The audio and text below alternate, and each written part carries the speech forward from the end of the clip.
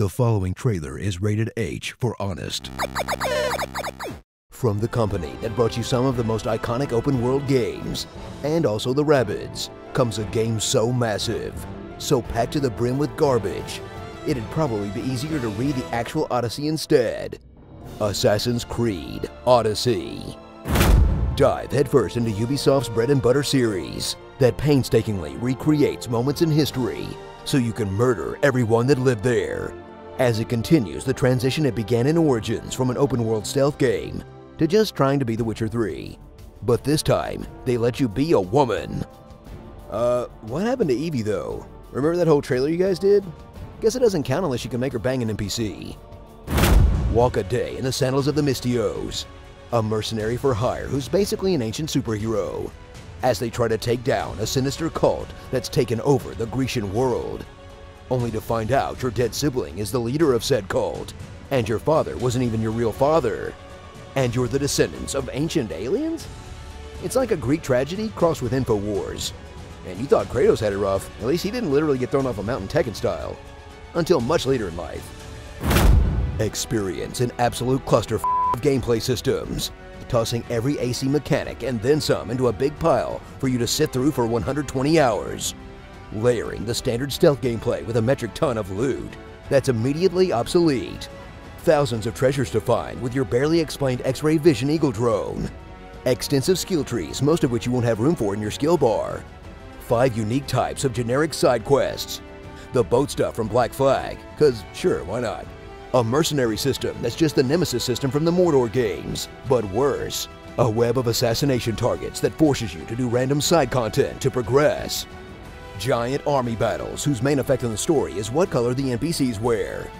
And everyone's favorite, jumping out of the frame story every 20 hours to remind you you're actually a lady in a VR helmet. Look, some people want their games to be stuffed like a foie gras goose, and I have to respect that.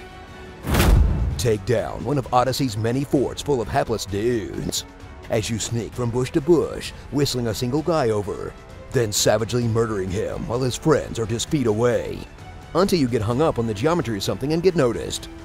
Then just slice up everyone anyway cause you're an inhuman killing machine.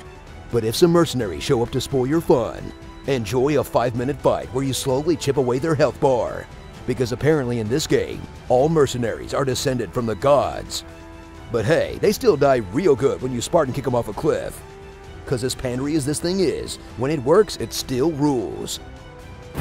Gape in awe at the standout feature of Odyssey, the microtransactions, that let you purchase powerful items, maps, money, and experience, in a nefarious system that supposedly gives you the freedom to play the game however you want, but locks areas into specific level brackets that will have you grinding just to keep going, as every main quest jumps 2 levels for no reason.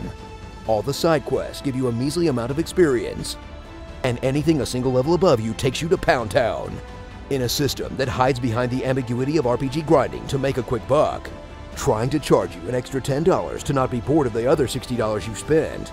Look, if I wanted to be charged to grind, I would just play a Korean MMO, okay? So polish that spear, and get ready to scream 300 references alone in your living room, for another Assassin's Creed experience that definitely is an Odyssey, that tests the limits of your patience as much as your skill, but despite its flaws gets one thing right, letting you do all the NPCs. That's right, I collected 5 herbs for you. Take me to the bone zone, baby. Starring Cast Me Outside, how about that?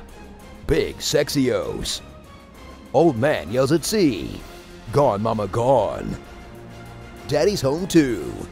Hysterectomy. Gerard Butler. Jason Mantzoukas. Eyes Wide Shut. And the Greek Chorus. The Witcher 300. I don't know much about Greek culture, but if there's one thing I did learn, the Greeks were really into goat sex. Thanks, Ubisoft. Knowledge is power.